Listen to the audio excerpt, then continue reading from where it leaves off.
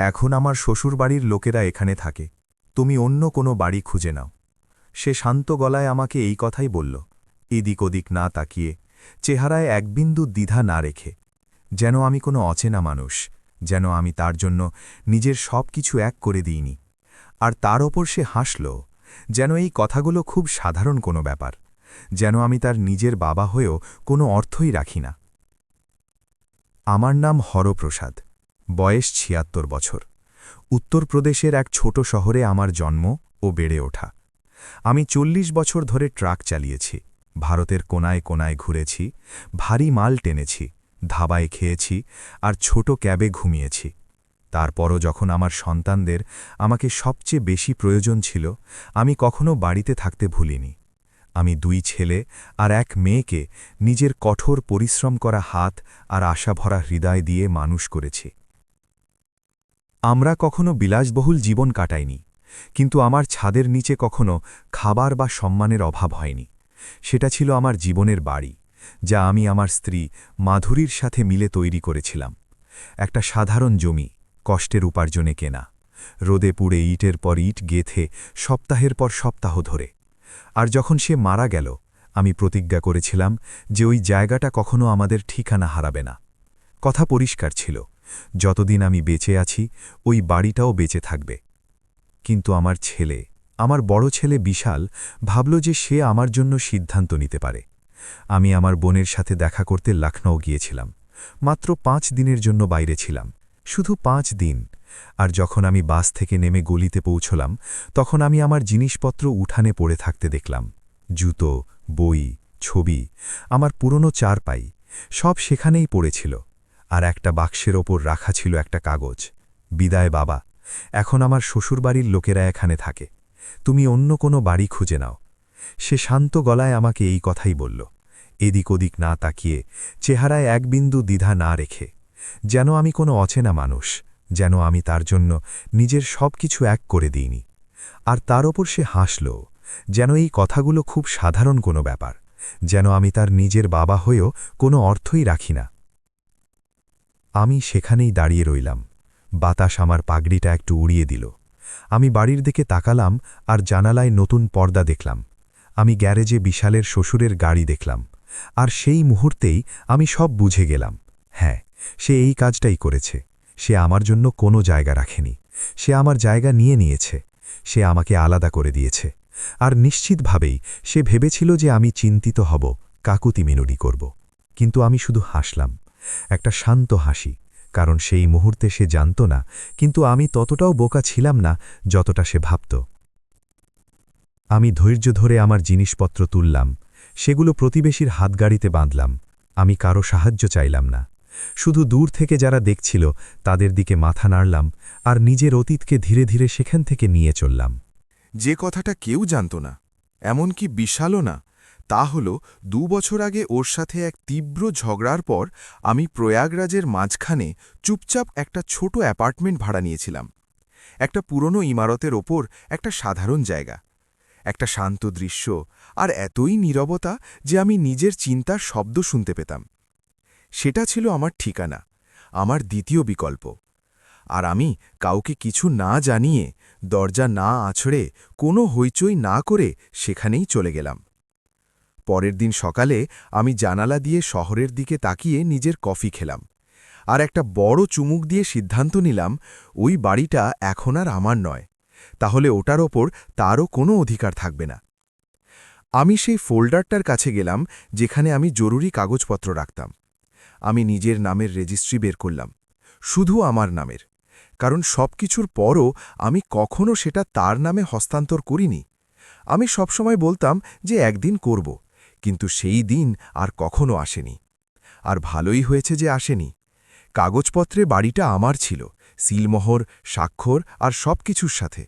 আর সে ছিল শুধুই একজন অতিথি। আমি আবার হাসলাম, কারণ এবার সে বুঝতে পারবে যে কোনো সতর্কতা ছাড়া কিছু হারানোর মানে কি। পরের দিন সকালে আমি ভোরের আগেই জেগে উঠলাম। এই জন্যে নয় যে আমার কোনো জরুরি কাজ ছিল, বরং এই জন্যে যে কিছু দুশ্চিন্তা আপনাকে শান্তিতে ঘুমাতে দেয় না। আমি উঠলাম, চুলায় জল গরম করতে বসালাম আর নিজের মতো করে কফি বানালাম, কড়া, দারচিনি ছাড়া, সেই স্বাদ যা গলায় কাঁটার মতো বেঁধে আর আপনাকে মনে করিয়ে দেয় যে আপনি বেঁচে আছেন। আমি আমার ছোট্ট গোপন অ্যাপার্টমেন্টের জানালার কাছে বসলাম। এই জায়গাটা আমি এমন দিনের জন্যেই চুপচাপ তৈরি করে রেখেছিলাম। আর আমি দেখতে থাকলাম প্রয়াগরাজ শহর, তার দূরের শব্দ, ধীরে ধীরে নিভতে ডাকা আলো আর ভোরের সেই সতেজ বাতাসের সাথে কিভাবে জাগতে শুরু করেছে। বাতাস যেন বলছিল, হরপ্রসাদ, আজও তোমাকে এগিয়ে যেতে হবে। আমি বিশালের কথা ভাবলাম।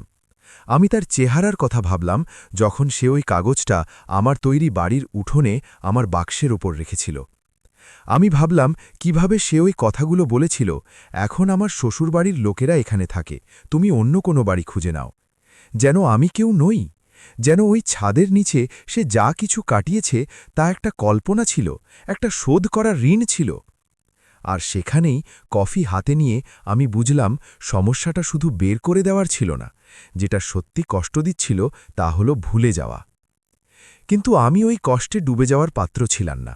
আমি কখনো দয়া চাওয়ার মতো মানুষ ছিলাম না। যখন মাধুরী মারা যায় তখনও আমার মনে হয়েছিল যে পৃথিবীটা ভেঙে পড়েছে, কিন্তু আমি সেটাকে ধৈর্য, শান্তি আর পরিশ্রম দিয়ে আবার গড়ে তুলেছিলাম।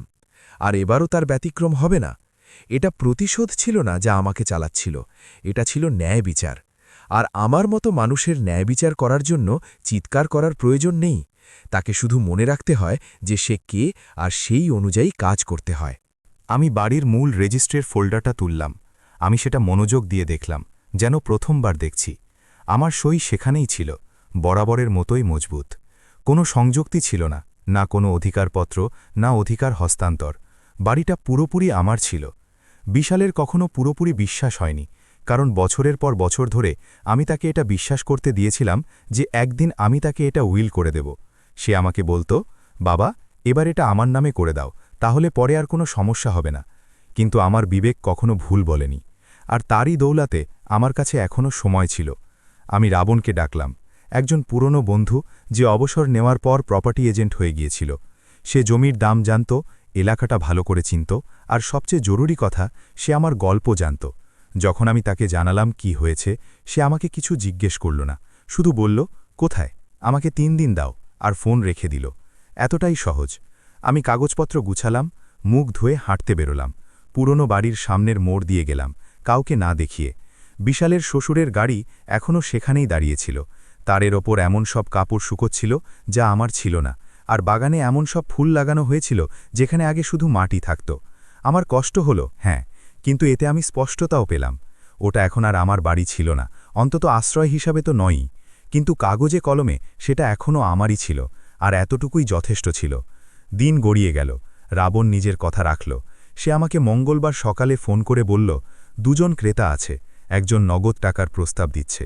আমি তাকে বললাম যে সে যেন তাড়াতাড়ি করে, কোনো শোরগোল ছাড়া চুক্তি পাকা করে। যেখানে সই করার প্রয়োজন হবে আমি সই করব। আমি কোনো দেখা সাক্ষাৎ বা ছোটাছুটি চাইছিলাম না। আমি শুধু কাজটা মিটিয়ে ফেলতে চাইছিলাম, যেমনটা আমি আমার জীবনের সব ক্ষেত্রে করে থাকি। আমি উকিলের কাছে গেলাম, কাগজপত্রে দৃঢ়ভাবে সই করলাম, কোনো দ্বিধা ছাড়া। বাইরে বেরোনোর সময় রাবণ আমাকে জিজ্ঞেস করল, আমি কি বিশালকে জানাতে চাই? আমি বললাম যে না, তাকে কিছু বোঝানোর দরকার নেই, যে আগেই আমাকে আলাদা করার সিদ্ধান্ত নিয়েছে। সে তার চাল চেলেছে, এবার আমার পালা। রাবণ আমাকে সেই শান্ত সম্মানের দৃষ্টিতে দেখল, যা শুধু সেই সব পুরুষদের জন্য বরাদ্দ যারা বিনা দ্বিধায় সিদ্ধান্ত নেয়। সে আমাকে বিক্রয় চুক্তির একটা কপি দিল আর আমাকে শুভকামনা জানাল। আমি আমার প্রয়াগরাজের ঘরে ফিরলাম, দলিলগুলো চাবি দিয়ে তালাবদ্ধ করে রাখলাম। আমি একটা বিয়ার খুললাম, যা আমার জন্য একটা অদ্ভুত ব্যাপার ছিল, কিন্তু সেই সন্ধ্যায় এটাই ঠিক ছিল। আর ভবনের ছাদে বসে পড়লাম। আকাশ লাল হতে দেখে আমি মাধুরীর কথা ভাবলাম। যদি সে এখানে থাকত, তবে সে আমাকে কিভাবে দেখত, কোনো রাগ ছাড়া, সেই কোমলতা আর দৃঢ়তার মিশ্রণ নিয়ে যা তার মধ্যে সবসময় ছিল। আর তারপর যেন আমি তার কথা শুনছি, আমি নিজেকে উত্তর দিলাম, তুমি ভালো করেছ হরপ্রসাদ, তুমি চিন্তিত হওনি, তুমি কাকুতি মিনতি করনি, তুমি শুধু নিজের সম্মান বাঁচিয়েছ। পরের দিন বিশাল আমাকে ফোন করল। আমাকে আলাদা করে দেওয়ার পর এটাই প্রথমবার ছিল। আমি জবাব দিলাম না। পরে আমি 3টে মেসেজ পেলাম। বাবা, আপনি কি বাড়িটা দেখেছেন? কি হচ্ছে? দয়া করে উত্তর দিন। আমি কোনো কিছুর জবাব দিলাম না। আমি নিজের মোবাইল বন্ধ করে দিলাম। আমি আবার জানালার কাছে বসলাম আর দেখলাম কিভাবে শহরে আবার আলো জ্বলতে শুরু করেছে। আমি বুঝলাম যে কখনো কখনো নীরবতা যে কোনো শব্দের চেয়ে বেশি প্রভাবশালী হয়। সেই রাতে আমি শান্তিতে ঘুমালাম। খুশি ছিলাম না, পুরোপুরি শান্তও ছিলাম না, কিন্তু দৃঢ় ছিলাম, কারণ আমি শুধু একটা সম্পত্তির চেয়ে বেশি কিছু অর্জন করেছিলাম। আমি আমার জায়গা ফিরে পেয়েছিলাম, আর আমার জায়গা, বাবা, কোনো বাড়ির মধ্যে নেই। সেটা আছে সেই মানুষের মর্যাদায় যে নিজেকে দাবিয়ে রাখার অনুমতি দেয় না। যেই দিন বিশাল আমাকে ওই মেসেজগুলো পাঠিয়েছিল, সেই দিনই আমি মোবাইল বন্ধ করে হাঁটতে বেরিয়ে পড়েছিলাম। প্রয়াগরাজে সেদিন বাজারের দিন ছিল। গরম রুটির গন্ধ, বাতাসে মরিচের সুবাস আর তাজা পনির আমাকে মাধুরীর কথা মনে করিয়ে দিল, যে শনিবার সকালে ফুল কিনত। আমি গিলবার্ট কাকার ঠেলাগাড়ির পাশ দিয়ে গেলাম। একজন ভদ্রলোক, যিনি সবসময় কাঁচা মরিচ আর লেবু বিক্রি করতেন। তিনি আমাকে চিনতে পারলেন, নিজের টুপি খুললেন আর বললেন, অনেকদিন পর দেখলাম হরপ্রসাদজি, পরিবার কেমন আছে? আমি শুধু হেসে জবাব দিলাম, বাস চলছে, কারণ সব কথা বলার দরকার হয় না। সেই মুহূর্তে আমি কিছু বুঝতে পারলাম। পৃথিবী ঘুরতে থাকে, এমনকি নিজের পরিবারের কাছ থেকে পাওয়া হতাশার পরও। আর এটা কষ্টদায়ক হয়, কিন্তু এটা মুক্তও হয়। কারণ যখন কেউ বুঝতে পারে যে তার আর কাউকে খুশি করার বা নিজেকে সঠিক প্রমাণ করার প্রয়োজন নেই, তখন ভেতরে কিছু একটা সোজা হয়ে যায়। আমি ঘরে ফিরে আমার মোবাইল চালু করলাম। আরও মেসেজ ছিল, কিছু বিশালের, কিছু তার স্ত্রীর, যে এমনিতেও কখনো আমার প্রতি তার অসন্তোষ লুকায়নি। সে লিখেছিল, তুমি যা করেছ তা খুব নিষ্ঠুর, এখন আমাদের দুজন বয়স্ক মানুষের থাকার জায়গা রইল না। সে তার বাবা মায়ের কথা বলছিল, যারা আমার বাড়িতে এমনভাবে এসে উঠেছিল যেন ওটা কোনো হোটেল। আমি না হেসে পারলাম না, কারণ দেখো, আমাকে বলা হয়েছিল যে আমার কোনো ঠিকানা নেই, আর এখন পরিস্থিতি উল্টে গেছে। আমি জবাব দিলাম না। এর বদলে আমি একটা হুইস্কির বোতল খুললাম, যা আমি বছরের পর বছর ধরে যত্ন করে রেখেছিলাম, আমার ৭০তম জন্মদিনের পর থেকে, যখন টেবিলে তখনও সম্মান ছিল। আমি বারান্দায় বসলাম, এক চুমুক নিলাম, আর বিশালের জন্যে আমি যা কিছু করেছিলাম সব মনে করলাম। আমি কিভাবে আমার ট্রাক বেচে দিয়েছিলাম যাতে সে পড়ার খরচ চালাতে পারে। আমি কিভাবে নিজের হাতে বাড়ির মেরামত করেছিলাম যাতে সে তার স্ত্রীর সাথে থাকতে পারে। আর শেষে আমি যে পুরস্কার পেলাম তা ছিল আমার স্মৃতির স্তূপের ওপর ছুঁড়ে ফেলা একটা চিঠি। এমন মুহূর্তে মানুষ বুঝতে পারে যে বাবার ভালোবাসা কৃতজ্ঞতার গ্যারান্টি দেয় না, আর পরিবার কখনো কখনো কেবল কাগজে লেখা একটা উপাধি মাত্র। পরের দিন আমি পুরনো বাড়ির সামনের ফুটপাত দিয়ে গেলাম। ওটা খালি ছিল, কোনো আলো জ্বলছিল না, কোনো পর্দা ছিল না, ঢোকার মুখে কোনো গাড়ি ছিল না, শুধু নীরবতা। তারা আগেই জেনে গিয়েছিল, তারা খবর পেয়ে গিয়েছিল। আর আমার কোনো আনন্দ হলো না, কিন্তু আমি ন্যায় বিচার অনুভব করলাম, কারণ ভেতর থেকে আমি কখনো প্রতিশোধ চাইনি। আমি যা চাইছিলাম তা হলো এটা দেখানো যে আমি এখনও বেঁচে আছি, যে আমার এখনও একটা নাম আছে, যে আমি এখনও কিছু করতে পারি। মঙ্গলবার বিশাল আমার বাড়ির দোরগোড়ায় হাজির হল। দারোয়ান আমাকে ডাকল, আপনার ছেলে নিচে এসেছে, তাকে কি ওপরে আসতে দেব? আমি গভীর শ্বাস নিলাম, হ্যাঁ বললাম, কারণ সম্পর্ক ভাঙা এক কথা, আর পালিয়ে যাওয়া সম্পূর্ণ আলাদা। আর আমি কখনো পালাইনি। যখন দরজা খুলল, সে এমন চেহারা নিয়ে ভেতরে এলো যা আমি অনেক দিন দেখিনি। সে এখন আর অহংকারী বা দাম্ভিক ছিল না, সেটা ছিল পড়ে যাওয়া এক শিশুর মুখ। সে মাটির দিকে তাকালো, তারপর আমার দিকে, আর বলল, বাবা দয়া করে, এমনটা হওয়া উচিত হয়নি। আমি চুপ রইলাম। সে বলতে থাকল, আমি জানি যে আমার ভুল হয়েছে, কিন্তু কিছু না জানিয়ে বাড়িটা এভাবে বেছে দেওয়া খুব কঠিন ছিল। আর তখন অবশেষে আমি মুখ খুললাম। কঠিন? কঠিন ছিল ভ্রমণ থেকে ফিরে নিজের জিনিসপত্র উঠানে পড়ে থাকতে দেখা। ওই চিঠিটা পড়া কঠিন ছিল। এটা জানা যে আমার জায়গা তোমার স্ত্রীর বাবা মাকে দিয়ে দেওয়া হয়েছে, যেন আমি কোনো পুরনো আসবাবপত্র। এটা কঠিন ছিল বিশাল। আর তুমি আমার কাছে ক্ষমা চাওনি, তুমি হেসেছিলে। সে কিছু বলার চেষ্টা করল, কিন্তু আমি হাত তুলে তাকে থামিয়ে দিলাম। আমি ঝগড়া করতে বা তোমাকে নিচে নামাতে আসিনি, সেটা তোমরা দুজনেই আগেই করেছ। আমি এখানে এসেছি কারণ তোমার কিছু শোনার দরকার আছে। তুমি শুধু একটা বাড়ি হারাওনি, তুমি সেই বাবার সম্মান হারিয়েছ যে তোমাকে সবকিছু দিয়েছিল। সে মাথা নিচু করে সোফায় বসে পড়ল, আর তারপর ভাঙা গলায় বলল, আমি ভেবেছিলাম বাড়িটা আমারই, যে আপনি আমাকে ওটা দিয়ে দিয়েছেন। আর তুমি এমনটা কেন ভাবলে? আমি জিজ্ঞেস করলাম, তুমি কেন চাইলে? কারণ এটা বেশি সহজ ছিল, কারণ তোমাকে বলা হয়েছিল যে একজন বয়স্ক মানুষের আর ছাদের প্রয়োজন নেই।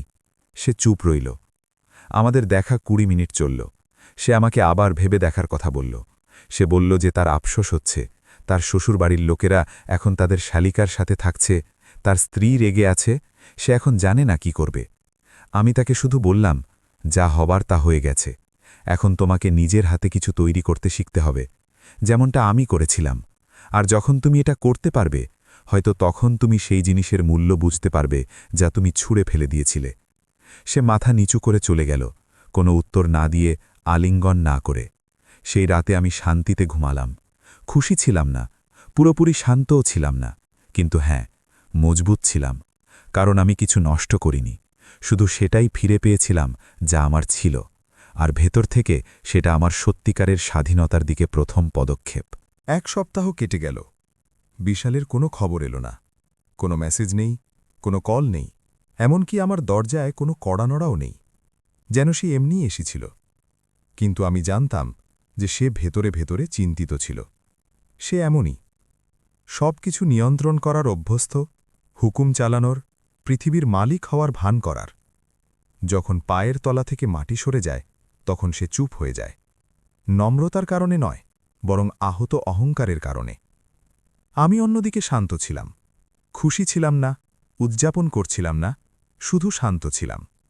আমি আমার চাল চেলেছিলাম, আমি সেটা ফিরিয়ে নিয়েছিলাম যা আমার ছিল। আমি আমার ছেলেকে আর হয়তো নিজেকেও দেখিয়ে দিয়েছিলাম যে আমি এখনও মূল্য রাখি, যে আমার নিজের জীবনের ওপর এখনও আমার অধিকার আছে, যে আমি আমার জীবনের শেষ বছরগুলো সেই বাড়ির এক কোণায় বসে কাটাবো না যা আমি বানিয়েছিলাম, আমার আশেপাশে পায়ের শব্দ শুনে, যেন আমি একটা বোঝা। সেই শুক্রবার আমি ওই মিষ্টির দোকানে গেলাম যেখানে আমি মাধুরীর সাথে জিলিপি আর বালুশাহী কিনতাম। কাউন্টারে বসে থাকা যুবতী, যে 15 বছর বয়স থেকে আমাকে হরপ্রসাদ বলে ডাকত, সে আমাকে বিনামূল্যে একটা তাজা মিষ্টি দিল।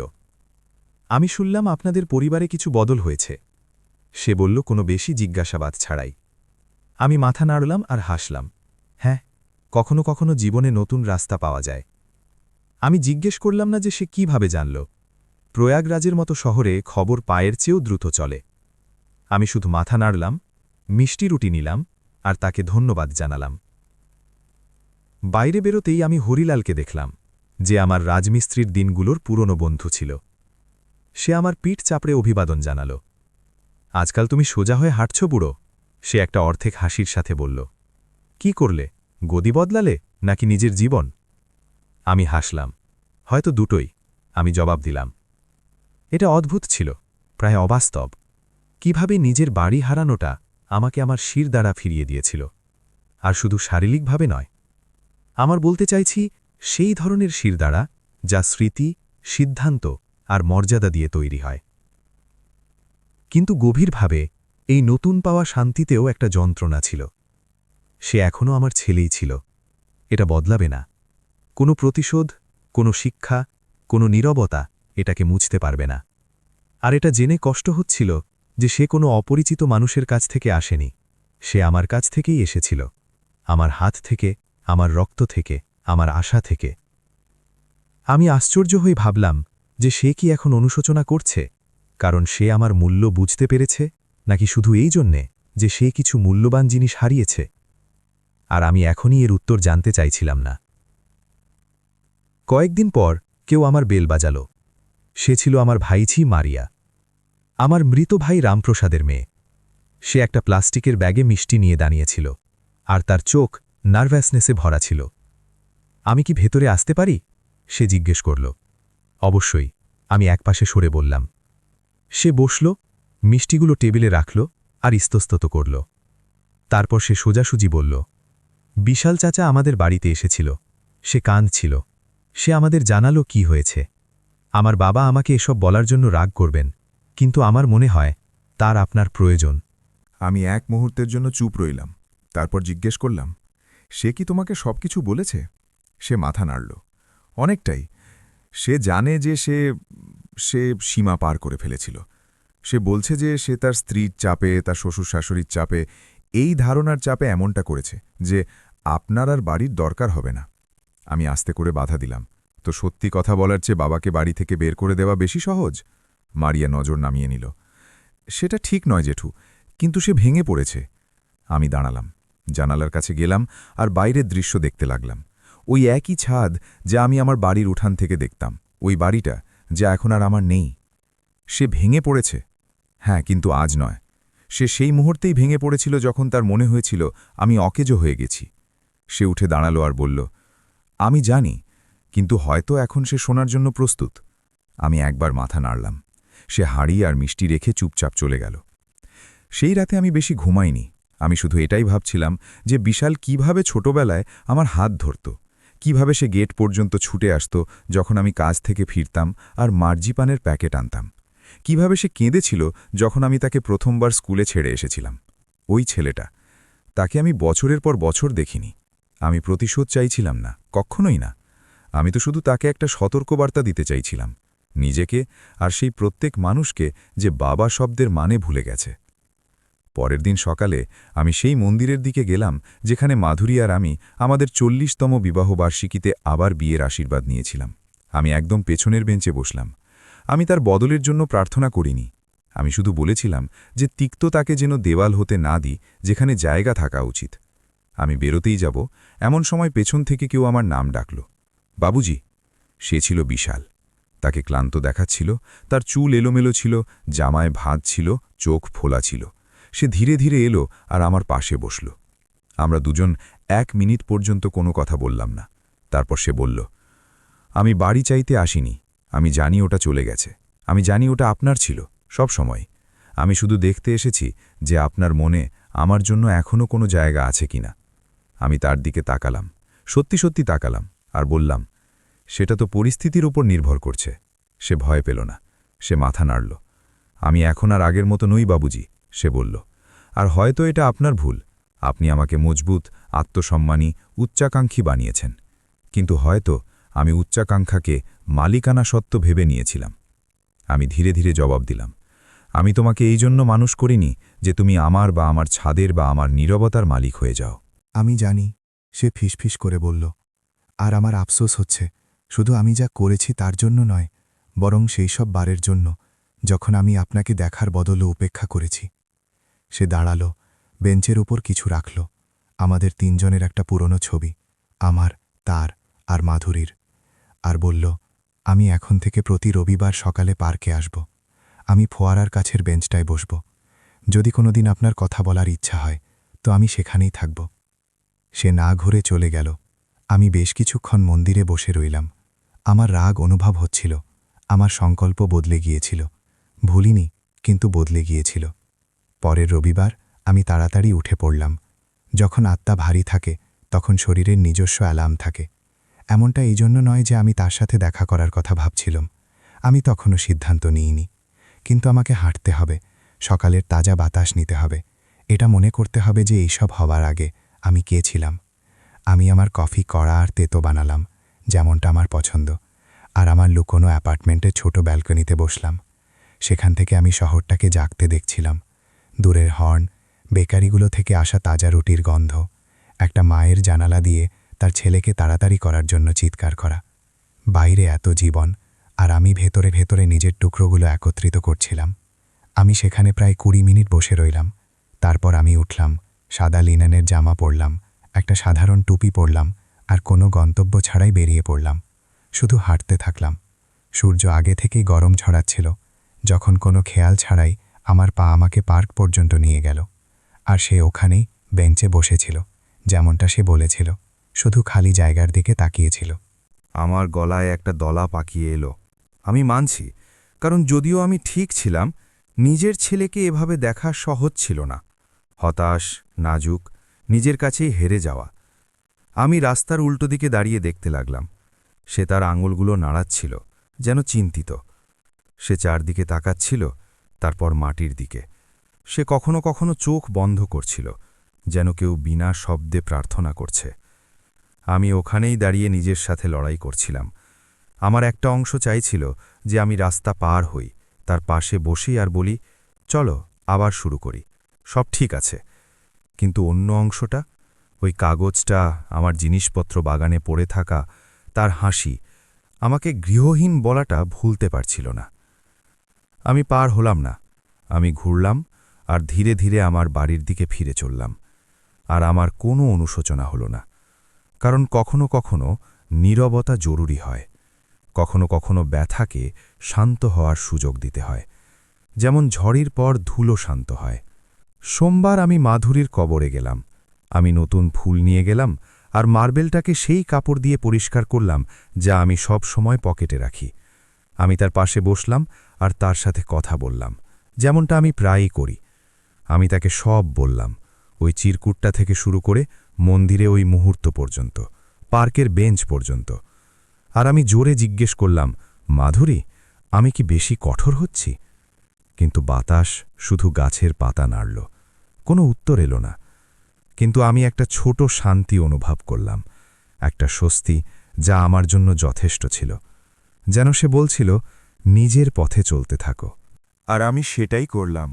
আমি আমার জীবন চালিয়ে গেলাম। আমি বাজারে গেলাম। আমি মোড়ে আমার খবরের কাগজ পড়লাম। আমি পুরনো বন্ধুদের সাথে পাবলোর দোকানে গল্প করলাম। শহর নিজের গতিতে চলছিল, কিন্তু আমার ভেতরে কিছু একটা বদলে গিয়েছিল। আর আমি জানতাম যে বিশালের মধ্যেও।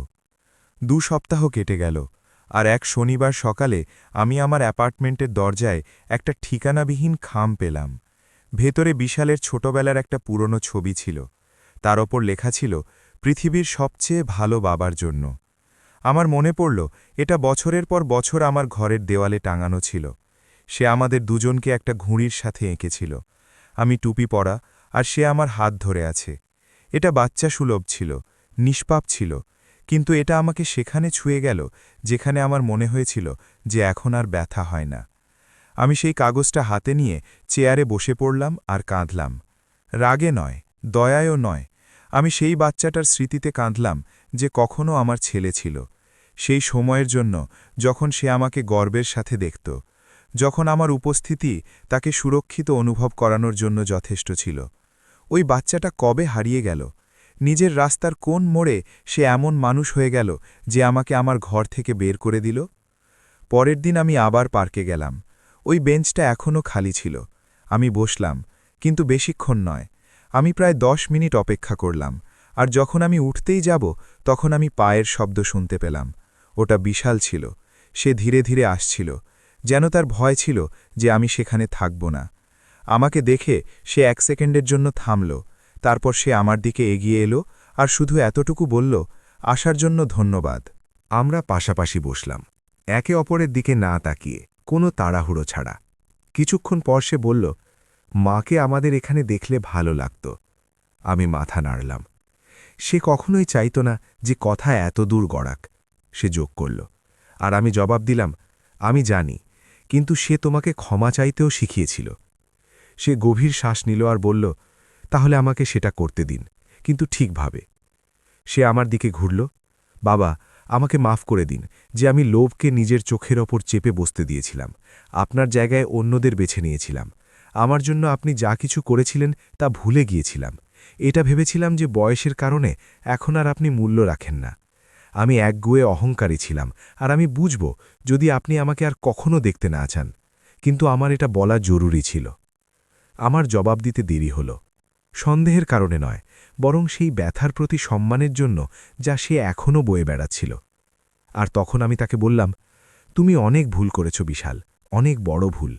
কিন্তু যদি তুমি সত্যি সত্যি বদলাতে চাও, ধৈর্য আর সম্মানের সাথে আবার গড়তে চাও, তবে হয়তো আমাদের দুজনের মাঝে এখনও কিছু বাকি আছে। সে মাথা নাড়ল, আর সেই মুহূর্তে 1 সেকেন্ডের জন্য আমি ছবির সেই বাচ্চাটাকে দেখলাম। চোখে চমক, নম্রতা, সত্যিকারের ব্যথা। আমরা হাত মিলিয়ে বিদায় নিলাম, কোনো প্রতিশ্রুতি ছাড়া, কোনো তারিখ ছাড়া, কিন্তু আমাদের দুজনের মধ্যে নতুন কিছু ছিল, সম্ভাবনা। বাড়ি ফেরার সময় আমি আকাশের দিকে তাকালাম আর ধীরে ধীরে হাসলাম। এই জন্য নয় যে সব ঠিক হয়ে গেছে, বরং এই জন্য যে আমি একটা কথা বুঝতে পেরেছি। ব্যাপারটা বাড়ি ফিরে পাওয়ার ছিল না। ব্যাপারটা নিজের কণ্ঠ, নিজের মর্যাদা, আর হয়তো ভাগ্যক্রমে নিজের ছেলেকে ফিরে পাওয়ার ছিল। পার্কের বেঞ্চে হওয়া সেই কথাবার্তা বিশাল যা করেছিল তা মুছে দিতে পারেনি, কিন্তু এটা আমাকে আগের চেয়ে বেশি কঠোরও করেনি। আমি এখনও আমার সেই জিনিসপত্রের ছবি নিয়ে ঘুমাই, যা বাতাসের দয়ায় বাগানে ছড়িয়ে ছিটিয়ে পড়েছিল, যেন ওই বাড়িতে আমার ইতিহাস কোনো পুরনো কাগজের মতো ছুঁড়ে ফেলা হয়েছিল। এখনও কষ্ট হচ্ছিল, এটা এমন একটা কাঁটার মতো ব্যথা দিত যা কেউ দেখে না, কিন্তু যা প্রতিবার নড়লেই বিরক্ত করে। কিন্তু আমি এতটাই জীবন দেখেছি যে এইটুকু বুঝতে পারি যে জীবনের গুরুত্বপূর্ণ ব্যাপারগুলো একটা ক্ষমা আর হাত মেলানোর মাধ্যমে সমাধান হয় না। সেগুলোর জন্যে সময়, কর্ম আর নীরবতারও প্রয়োজন হয়। পরের দিনগুলোতে বিশাল না এলো আর না ফোন করল, কিন্তু আমার এই আশাও ছিল না যে তার অহংকার একদিনে শেষ হয়ে যাবে। আমি যা আশা করিনি তা হলো এর পর যা ঘটল। বুধবার আমি একটা হাতে লেখা চিঠি পেলাম, একটা ঠিকানাবিহীন খাম, কিন্তু এই হাতের লেখা আমি 100 বছর পরও চিনতে পারব। ওটা ওরই ছিল। আমি সেটা আরাম করে খুললাম, আর যা পড়লাম তা আমাকে ভেতর পর্যন্ত নাড়িয়ে দিল। বাবা, আমি আপনাকে জানাতে চাই যে আমি এই সব কিছু নিয়ে অনেক ভেবেছি, শুধু আমি যা করেছি তার সম্পর্কে নয়, বরং আপনি আমার জীবনে কি অর্থ রাখতেন তা নিয়েও। আমার ওইসব বারের কথা মনে পড়ল যখন আপনি আমাকে সাইকেলে করে স্কুলে নিয়ে যেতেন, কাজ থেকে ক্লান্ত থাকা সত্ত্বেও। ওই বারগুলোর কথা যখন আপনি ঠিকমতো খেতেন না যাতে আমার থালায় কিছু থাকে, আর আমি সেটা সব ছুঁড়ে ফেলে দিলাম যেন সেগুলোর কোনো মূল্যই নেই। আমি আপনাকে এই জন্যে লিখছি না যে সব আগের মতো হয়ে যাক। আমি শুধু চাই যে আপনি জানুন যে আমি ভালো মানুষ হওয়ার চেষ্টা করছি, আর যদিও আমি এর যোগ্য নই, আমি আপনার একটুখানি বিশ্বাসও ফিরে পেতে চাই। পার্কে আসার জন্যে ধন্যবাদ। এটা আমার প্রত্যাশার চেয়ে অনেক বেশি ছিল। বিশাল। আমি সেটা ধীরে ধীরে পড়লাম, তারপর সেটা আবার পড়লাম।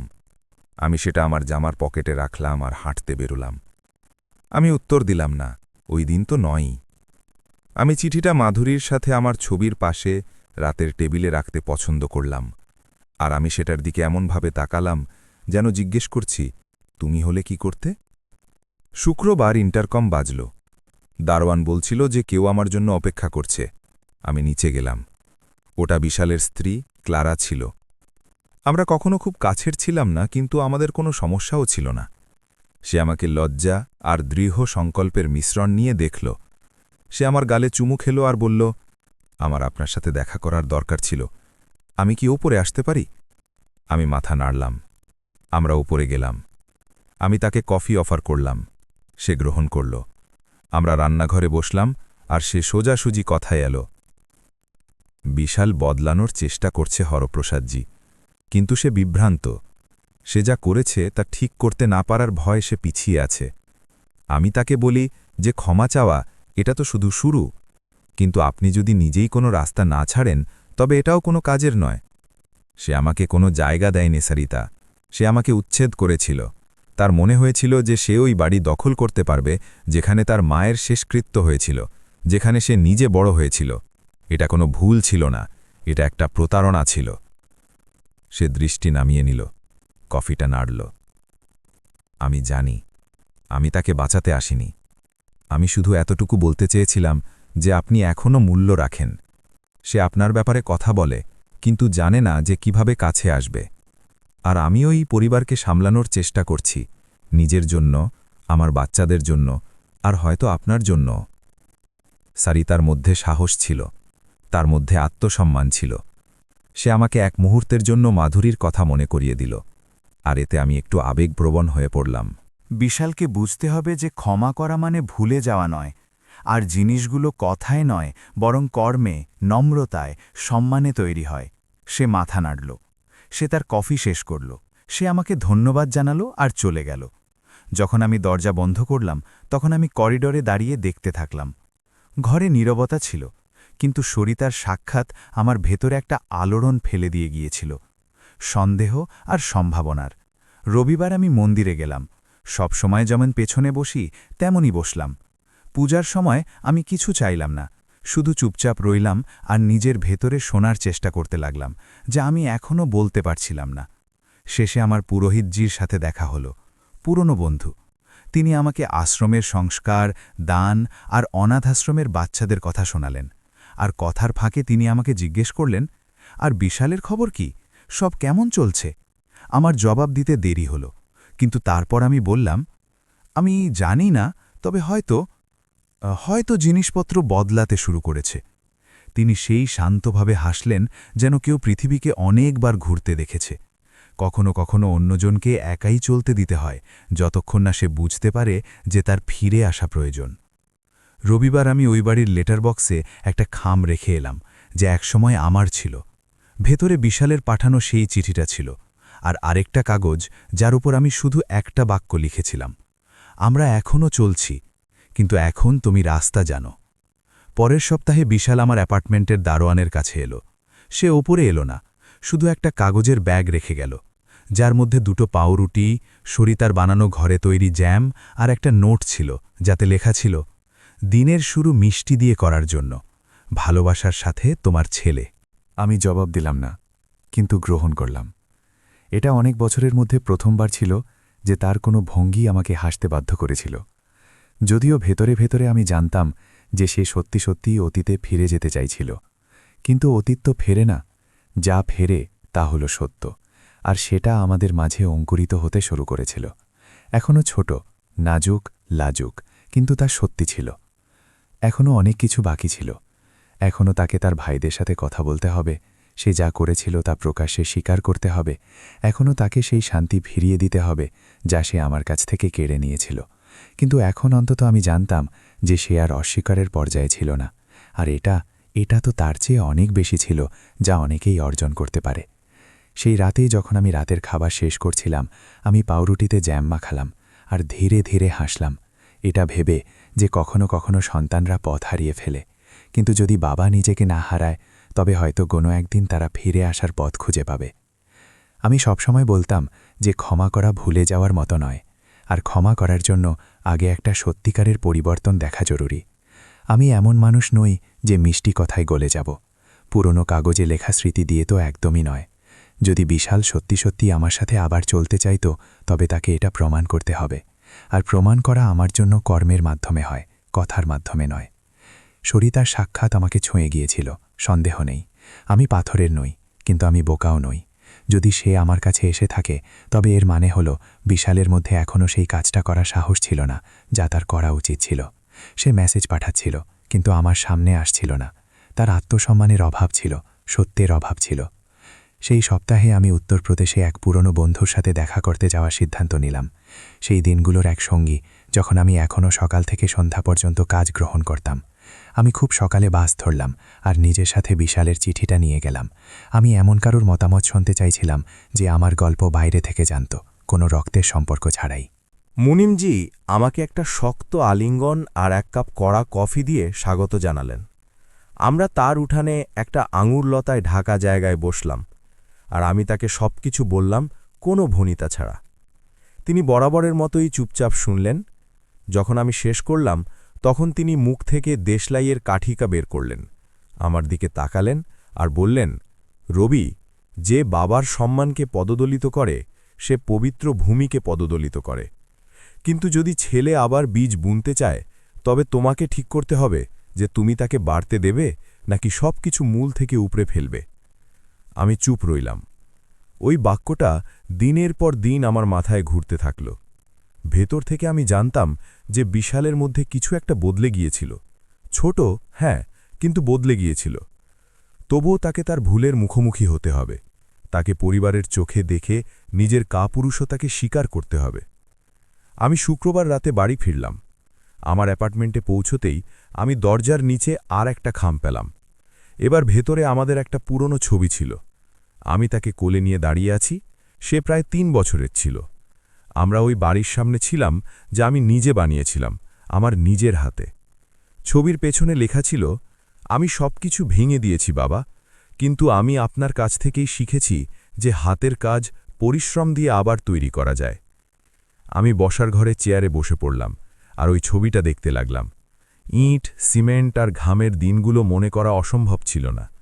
সেই রবিবারের দিনগুলো, যখন আমি দেয়াল শেষ করার জন্য বিশ্রাম নিতাম না, আর মাধুরী আমাকে টিনের গ্লাসে ঠান্ডা শরবত খাওয়াতে আসত। আমি ওই বাড়িটা শুধু উপকরণ দিয়ে বানাইনি, বরং আমার উপস্থিতি, আমার আত্মত্যাগ দিয়ে বানিয়েছিলাম। এটা দেখে যে তার এই ব্যাপারটার উপলব্ধি ছিল। এটা কিছু একটা ছিল, কিন্তু তবুও যথেষ্ট ছিল না।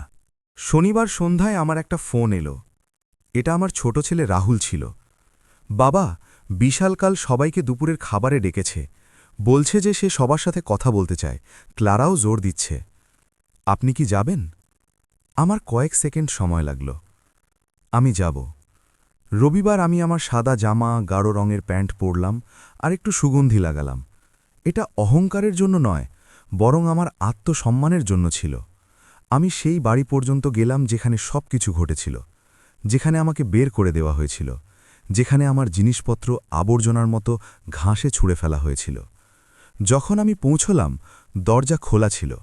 ক্ল্যারা গেটে এলো আর একটা হালকা হাসির সাথে আমাকে স্বাগত জানালো। সে কিছু না বলে আমাকে জড়িয়ে ধরল। আমি ভেতরে গেলাম। টেবিল উঠানে সাজানো ছিল, একটা সাধারণ কিন্তু ভালোবাসায় তৈরি দুপুরের খাবার। বিশাল নার্ভাস ছিল। এটা দেখা যাচ্ছিল যে সে কিভাবে গ্লাস ঠিক করছিল আর আমার কাছ থেকে দৃষ্টি এড়াচ্ছিল। সেখানে রাহুল, তার স্ত্রী, আমার 2 মেয়ে আর এমনকি এক নাতিও ছিল, যে শুধু লখনৌ থেকে এটা দেখতে এসেছিল যে কি হচ্ছে। যখন সবাই বসে পড়ল, বিশাল উঠে দাঁড়াল, ঢোক গিলল আর শুরু করল। বাবা, আমি আপনাদের সবাইকে এখানে এই জন্য ডেকেছি কারণ আমাকে একটা কথা জোর দিয়ে বলতে হবে, কারণ আমি যা করেছি তা শুধু আপনার বিরুদ্ধে ছিল না, তা আমাদের পুরো ইতিহাসের বিরুদ্ধে ছিল, যা এই বাড়িটা তুলে ধরে। নীরবতা নেমে এলো। বাতাস ভারী ছিল। আমি মিথ্যে বলেছি। আমি আপনার আমার উপর করা বিশ্বাসের ফায়দা নিয়েছি, আর যখন আমার যা দরকার ছিল তা পেয়ে গেছি, তখন আমি আপনাকে একটা বোঝার মতো বের করে দিয়েছি। একজন অচেনা মানুষের সাথেও এমনটা করা হয় না, আর আপনার সাথে তো একেবারেই নয়। সে গভীর শ্বাস নিল, তার গলা কাঁপছিল। আমার প্রতিদিন লজ্জা হয়, কিন্তু আজ আমি আপনাদের সবার সামনে আছি, আপনাদের কাছে সত্যিই ক্ষমা চাইতে। আর শুধু তাই নয়, আমি বাড়ির কাগজপত্র আবার আপনার নামে করে দিয়েছি। এই নিন দলিল। সে একটা খাম বের করল আর সেটা আমার সামনে টেবিলে রেখে দিল। আমার আর সম্পত্তি চাই না, আমার শুধু আপনার উপস্থিতি চাই। আমি যা ধ্বংস করেছি তা আবার তৈরি করার চেষ্টা করতে চাই। আমি কিছু বললাম না, আমি খামটা নিলাম, সেটা খুললাম। ওটা দলিল ছিল, আমার নামে সব কিছু ঠিক ছিল, স্বাক্ষরিত, সিলমোহর করা, প্রত্যয়িত। এটা নাটক ছিল না, এটা কাজ ছিল। আমার কথা বলতে সময় লাগল। তারপর আমি ওপরের দিকে তাকালাম আর তাকে দেখলাম। চোখে কোনো অহংকার বা মেকি লজ্জা ছিল না, যা ছিল তা সত্য ছিল, আর ওটাকে নকল করা যায় না। তুমি যা করেছিলে তা নোংরা ছিল, নিষ্ঠুর ছিল, কিন্তু আজ অনেক বছরের মধ্যে প্রথমবার আমি তোমাকে একজন মানুষ হিসেবে দেখছি। আর একজন মানুষের বিচার শুধু তার ভুল দিয়ে হয় না, বরং ভুলের পর সে কি করে তা দিয়ে হয়। সে মাথা নিচু করল। ক্লারা চুপচাপ কাঁদছিল, রাহুলকে স্বস্তিতে দেখাচ্ছিল, আমার মেয়েরা কান্না আটকাচ্ছিল, আর আমি শুধু একটা গভীর শ্বাস নিলাম। আমি এই বাড়িতে আবার থাকব না, এটা এখন আর আমার বাড়ি নয়, কিন্তু তুমি আমাকে আমার শান্তি ফিরিয়ে দিয়েছ, আর এটা যে কোনো ছাদের চেয়ে বেশি মূল্যবান। আমরা চুপ রইলাম, একটা নীরবতা যা এমন কথায় পূর্ণ ছিল যা শব্দের মধ্যে ধরানো সম্ভব ছিল না। তারপর বিশাল কাছে এলো আর অনেক বছর পর প্রথমবার আমাকে জড়িয়ে ধরল। এটা কোনো প্রতিশ্রুতির আলিঙ্গন ছিল না, বরং এমন এক ছেলের ছিল যে বুঝতে পেরেছিল যে সে প্রায় কি হারিয়ে ফেলেছিল। সেই দিন কোনো উপন্যাসের মতো মীমাংসা হয়নি, কোনো সবাই সুখে শান্তিতে বসবাস করতে লাগল এমনটা হয়নি। সম্মান ছিল, সত্য ছিল, আর আমার জন্য ওটাই যথেষ্ট ছিল। উঠানে সেই দুপুরের খাবারের পর আমি কয়েক সপ্তাহ পর্যন্ত বিশালকে আবার দেখিনি। সে আমাকে বাড়ির কাগজপত্র ফিরিয়ে দিয়েছিল, হ্যাঁ, আর সে পুরো পরিবারের সামনে একটা দৃঢ় শব্দের এবং দৃশ্যমান অনুশোচনা করা মানুষের মতো দাঁড়িয়েছিল। কিন্তু একটা মাত্র কাজ সেই সব কিছু মুছে দিতে পারে না যা করা হয়েছিল। বিশ্বাস একবার ভেঙে গেলে একটা মাত্র কাজের মাধ্যমে আবার গড়ে ওঠে না। এটা ইটের পর ইট গেঁথে দিনের পর দিন তৈরি করা হয়, যেমনটা আমি নির্মাণের জায়গায় দেয়াল বানাতাম। এটা নিশ্চিত করে যে প্রত্যেকটা ব্লক ভালোভাবে রাখা হয়েছে, যে ভিত মজবুত, যে ওজন আবার তাকে না ফেলে দেয় যা টিকিয়ে রাখতে এত পরিশ্রম লেগেছিল। আমি আমার রুটিন অনুযায়ী চলতে লাগলাম। মোড়ে আমার বন্ধুদের সাথে কফি খেতে ফিরে গেলাম, শনিবার বাজারে যেতে লাগলাম, আর আমার লুকোনো অ্যাপার্টমেন্টের ব্যালকানিতে গাছপালার যত্ন নিতে লাগলাম। আমি কাউকে বলিনি যে আমি কোথায় থাকতাম, ভয়ের কারণে নয়, বরং নিজের ইচ্ছেই। ওই জায়গাটা আমার আশ্রয় ছিল, আমার নীরবতা।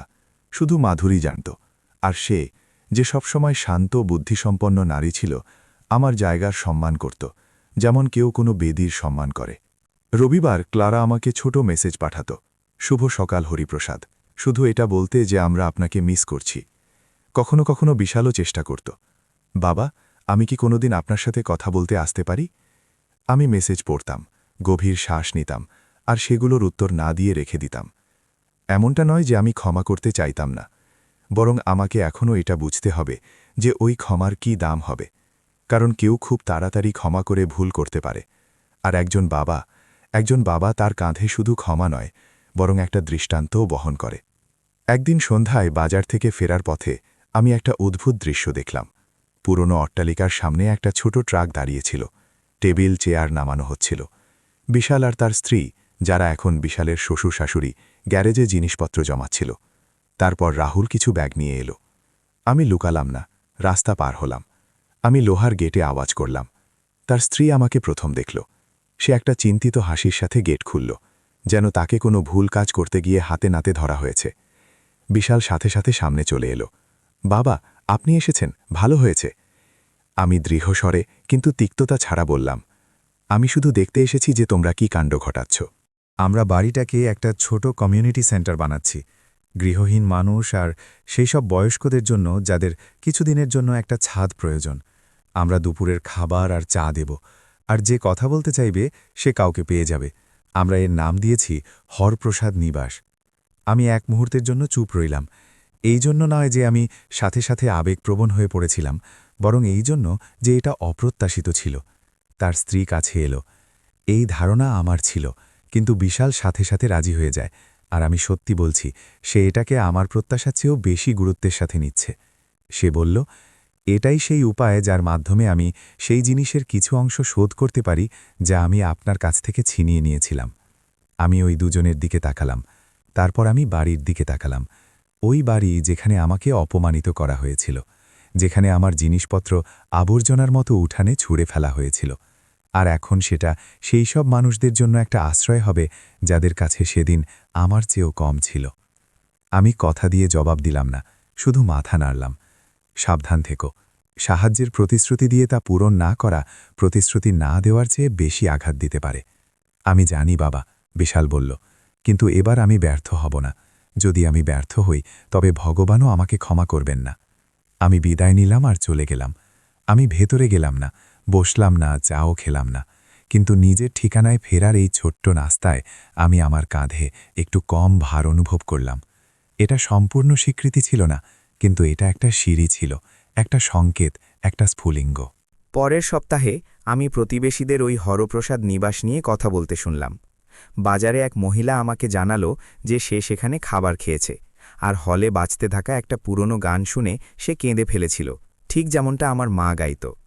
যে রাজমিস্ত্রিদের সাথে আমি কাজ করেছিলাম তাদের একজন, জুলিয়ান, আমাকে খুঁজে বের করল আর বলল, হরিপ্রসাদ, তুমি কি বিশ্বাস করতে পারবে যে তোমার ছেলে আমাকে এক প্লেট খাবার পরিবেশন করল আর আমার গল্প শোনার জন্য বসল? সে আমাকে সম্মান দিয়েছে, যদিও আমি সিমেন্টের ধুলোয় মাখা ছিলাম। আমি চুপ রইলাম, কিন্তু ভেতরে কিছু একটা নড়ে উঠল। রবিবার আমি একটা চিঠি পেলাম। মোবাইলে মেসেজ নয়, বরং হাতে লেখা একটা আসল চিঠি। সেটা বিশালের ছিল। তাতে লেখা ছিল, বাবা, বাড়িটা এখন একটা শান্তিপূর্ণ জায়গা, কিন্তু আমি তখনই জানব যে আমি সত্যি বদলাচ্ছি যখন আপনি ওই গেট দিয়ে একজন মালিকের মতো প্রবেশ করবেন, একজন দর্শনার্থীর মতো নয়। যতক্ষণ না এমনটা হচ্ছে আমি ঋণী থাকব। আমি চিঠিটা টেবিলে রাখলাম। মাধুরী, যে আমাকে দূর থেকে দেখছিল, সে জিজ্ঞেস করল, তাহলে কি হরপ্রসাদ, তুমি দরজা বন্ধ রাখবে? আমি ক্লান্ত কিন্তু সত্যি দৃষ্টি নিয়ে জবাব দিলাম, আমি দরজা বন্ধ করিনি। শুধু আমি জানি না যে এটা সামনের দিক থেকে খোলা উচিত নাকি পেছনের উঠান থেকে। একবার আমি সদর দরজা দিয়ে ভেতরে গিয়েছিলাম, আর আমাকে উঠানে ছুঁড়ে ফেলা হয়েছিল। সে কোমলভাবে হাসল আর আমার কাঁধে হাত রেখে জড়িয়ে ধরল। দরজা দিয়ে, উঠান দিয়ে বা জানালা দিয়ে, কোনো একদিন তোমাকে ভেতরে যেতেই হবে বুড়ো। সেই রাতে আমি আমার বাবার স্বপ্ন দেখলাম। তিনি আমি যেখানে বড় হয়েছি সেই পুরনো বাড়ির বাইরে একটা কাঠের চেয়ারে বসেছিলেন। তিনি বিড়ি টানছিলেন আর দিগন্তের দিকে তাকিয়েছিলেন। যখন আমি কাছে গেলাম, তিনি বললেন, ছেলে, অহংকার ভালো জিনিস, কিন্তু যখন সেটা দেয়াল হয়ে যায় তখন সেটা তোমাকে সেই সব মানুষদের থেকেও আলাদা করে দেয় যারা তোমাকে খুঁজছে। আমি ঘামে ভিজে জেগে উঠলাম। আমি উঠলাম, ব্যালকনিতে গেলাম আর আকাশের দিকে তাকালাম। তারা পরিষ্কার ছিল, জলজল করছিল। আর সেই মুহূর্তেই আমি সিদ্ধান্ত নিলাম। এই জন্য নয় যে বিশালের যোগ্য ছিল, বরং এই জন্য যে আমি ওই বোঝা নামিয়ে ফেলার যোগ্য ছিলাম। পরের দিন দুপুরের খাবারের আগে আমি আমার পাগড়ি পরলাম, আমার সাদা চুল আঁচড়ালাম আর বেরিয়ে পড়লাম। আমি বাড়িতে পৌঁছালাম। ওটা খোলা ছিল। রাস্তায় মানুষ খাবারের জন্য অপেক্ষা করছিল। কেউ বসেছিল, কেউ দাঁড়িয়েছিল। সবার চোখ ক্লান্ত ছিল, কিন্তু সেগুলোতে আশা ছিল। বিশাল সেখানে একটা সাধারণ জামা আর একটা অ্যাব্রান পরে স্যুপ পরিবেশন করছিল, যার ওপর লেখা ছিল, কেউ কারো হাত ছাড়ে না। সে আমাকে দেখল আর স্থির হয়ে গেল। তার চোখ জলে ভরে এলো। আমি তার দিকে এগোলাম।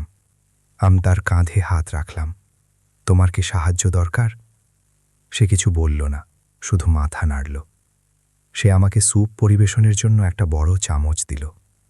আর সেই মুহূর্তে কোনো ভাষণ ছাড়া, কোনো দর্শক ছাড়া, শুধু স্যুপের গন্ধ আর লাইনের হালকা ফিসফিসানির সাথে কিছু একটা আবার তৈরি হয়ে গেল। পুরোপুরি নয়, সোনার সুতো দিয়ে নয়, কিন্তু সিমেন্ট আর নীরবতা দিয়ে। আমি জানি না যে সেটা সেদিন স্যুপ পরিবেশন করতে করতে হয়েছিল, নাকি এমন কিছু ছিল যা আমার ভেতরে অনেক দিন ধরে সেদ্ধ হচ্ছিল।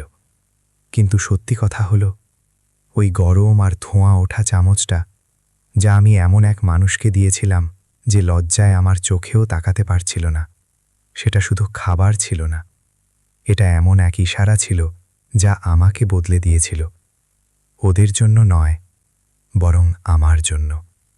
কারণ আমি বুঝতে পেরেছিলাম যে বেশি সময় ধরে অহংকার ধরে রাখাটা সেতু তৈরি করে না, দেয়াল তৈরি করে।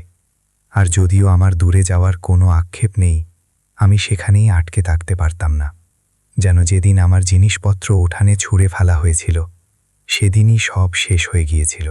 বিশাল এমন কিছু করেছিল যা আমি সেই সময় পর্যন্ত বিশ্বাস করিনি যে সম্ভব ছিল। সে আমাকে কান দিয়ে নয়, হাত দিয়ে শুনেছিল। সে উলবাড়িটা তাদের জন্য খুলে দিয়েছিল যাদের কাছে কিছু ছিল না, আর নিজের নামও দিয়েছিল। ওই একই নাম যা একদিন আমাকে বাইরের রাস্তা দেখিয়েছিল, তা এখন ক্ষুধার্তদের সেবায় ছিল। তার এমন একটা ওজন ছিল যা আমি উপেক্ষা করতে পারতাম না। কিন্তু এখনও কিছু বাকি ছিল। আমি কথা বলিনি। না, সত্যি বলতে আমি শুধু সেবা করেছিলাম। আমি তার সাথে চোখ মিলিয়েছিলাম, কিন্তু সেই ক্ষতটা খুলিনি যা আমার বুকে এখনও রক্ত ঝরাচ্ছিল। মাধুরী আমাকে সেই একই ধৈর্য নিয়ে বলল, যা শুধু তারই ছিল, রামিরো, স্যুপ পরিবেশন করা মানে মন খোলা নয়। তুমি এখনও সবকিছু একাই গিলছ। কোনো একদিন তোমাকে তাকে বলতেই হবে যে তোমাকে ভেতর থেকে কি ভেঙে দিয়ে গিয়েছিল। আর সে সঠিক ছিল, কারণ সবচেয়ে বেশি ব্যথা শুধু আমাকে বের করে দেওয়ার ছিল না, সেটা ছিল সেই নীরব প্রতারণা। আমার ছেলের সেই দিনের নীরবতা, যেদিন সে আমার জিনিসপত্র বাইরে দেখতে পেয়েও একটা কথাও বলেনি। ওই নীরবতা একটা চিৎকার ছিল, একটা চিৎকার যা এখনও আমার আত্মার দেয়ালে প্রতিধ্বনিত হচ্ছিল। একদিন সন্ধ্যায় আমি তাকে ডাকলাম। আমি তাকে পুরনো পার্কে দেখা করতে বললাম, যেখানে বড় বড় গাছ ছিল। আমি দেয়াল, বাড়ি বা মানুষে ভরা টেবিল চাইছিলাম না। আমি শুধু খোলা আকাশ আর শক্ত মাটি চাইছিলাম। সে সময়ে পৌঁছল। সে একটা সাধারণ জামা পরেছিল আর তার চোখ নিচু ছিল। আমরা একটা কাঠের বেঞ্চে বসলাম। কিছুক্ষণ কেউ কথা বলল না। বাতাস শুকনো পাতা উড়াচ্ছিল আর দূরে বাচ্চারা খেলছিল। শেষে আমি নীরবতা ভাঙলাম। তোমার মনে আছে যখন তুমি ছোট ছিলে আর আমরা প্রতি রবিবার এখানে আসতাম?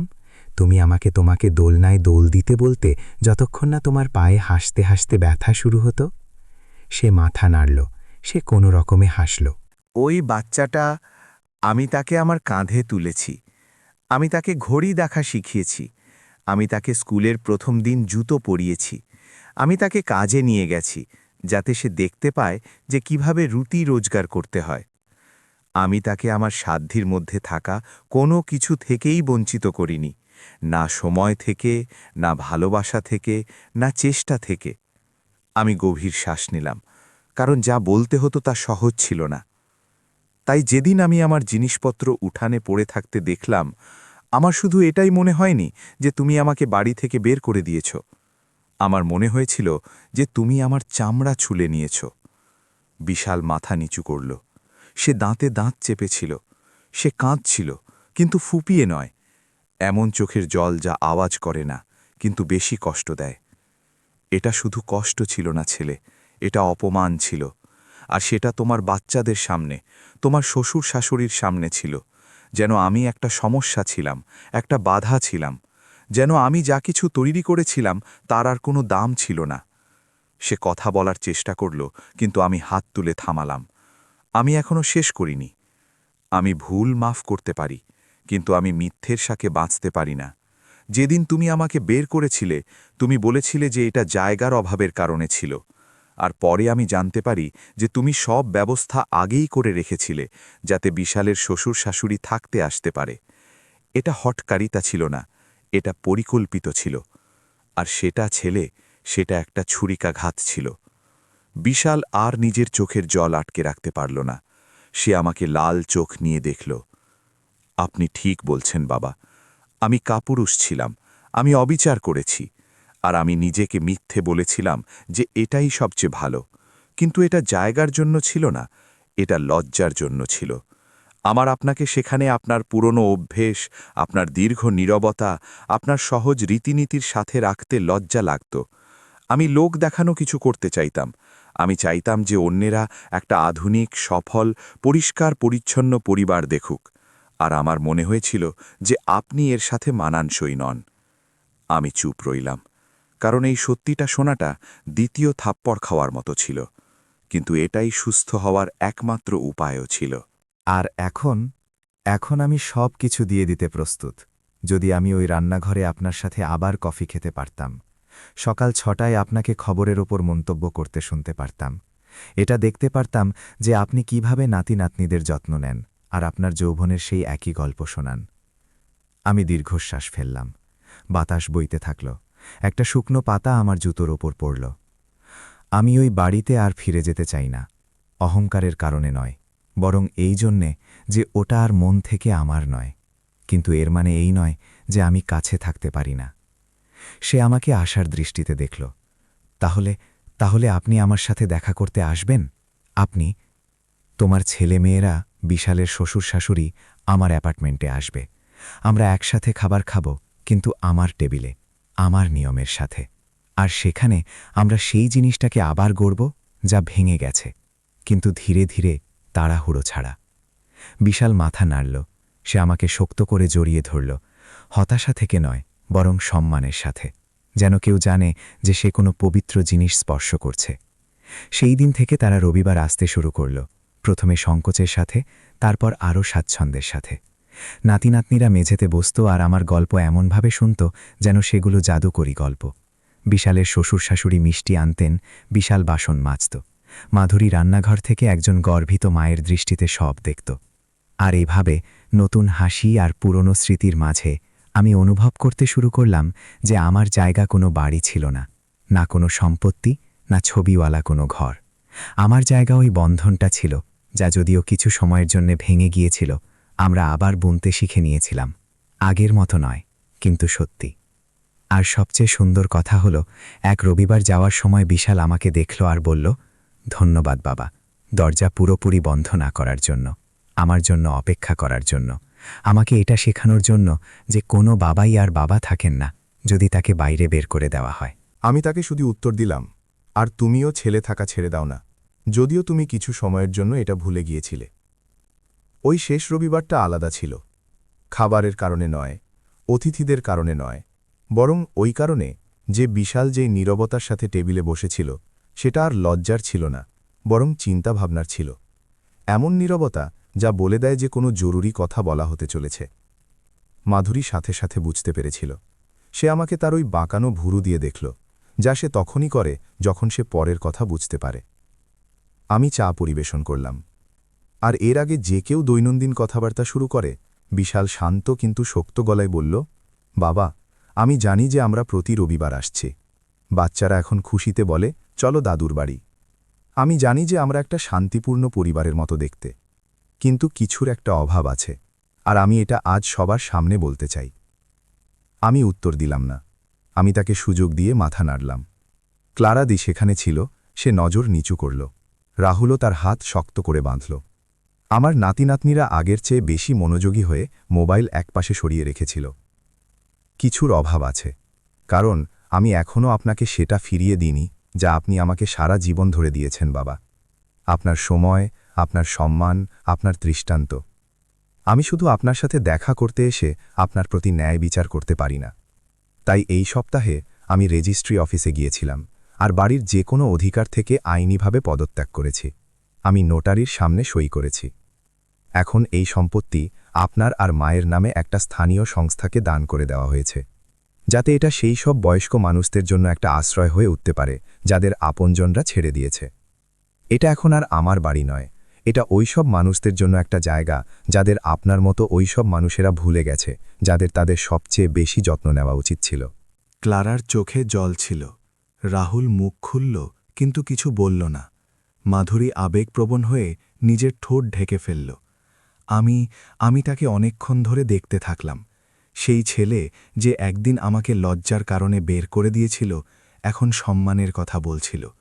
সেই মানুষটা যে আমার ছাদ কেড়ে নিয়েছিল, এখন অন্যদের জন্য একটা দান করছিল। কিন্তু সবচেয়ে জরুরি ব্যাপার এই কাজটা ছিল না, বরং এর কারণ ছিল। আর সে বলে চলল, কারণ আমি বুঝেছি যে কেউ এগিয়ে যেতে পারে না যদি সে ওই পাথরটা না ছাড়ে যাতে সে হোঁচট খেয়েছিল। ওই বাড়িটা শুধু দেয়াল ছিল না, ওটা এই কথার প্রমাণ ছিল যে আমি আপনাকে নিরাশ করেছি।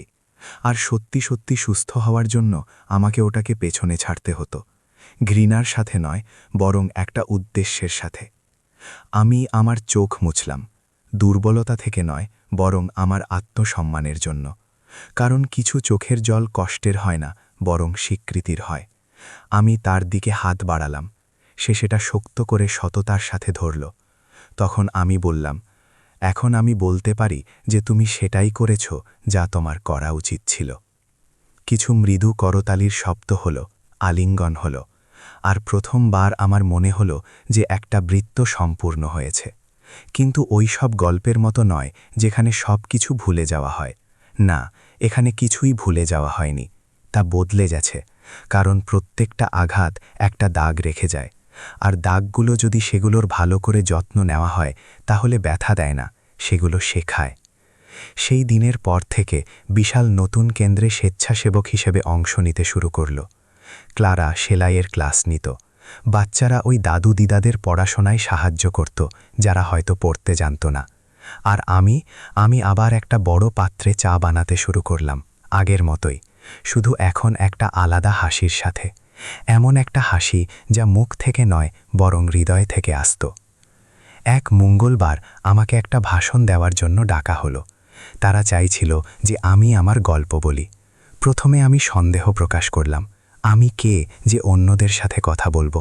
কিন্তু মাধুরী আমাকে উৎসাহ দিল, হরপ্রসাদ বলো। কারণ অনেক মানুষ চুপ থাকে এটা ভেবে যে তাদের সাথে যা হয়েছে তা শুধু তাদেরই, আর না, তোমার গল্প সবার গল্প। এমনিভাবেই আমি ২০ জন বয়স্ক মানুষের একটা দলের সামনে দাঁড়ালাম। কাউকে ছেড়ে দেওয়া হয়েছিল, কেউ নিজের ইচ্ছায় একা ছিল, কারুর সন্তানরা ফোনও করত না। আমি তাদের আমার গল্প শোনালাম, যেমন আমি এখন শোনাচ্ছি, লজ্জা না লুকিয়ে, রাগ না সাজিয়ে।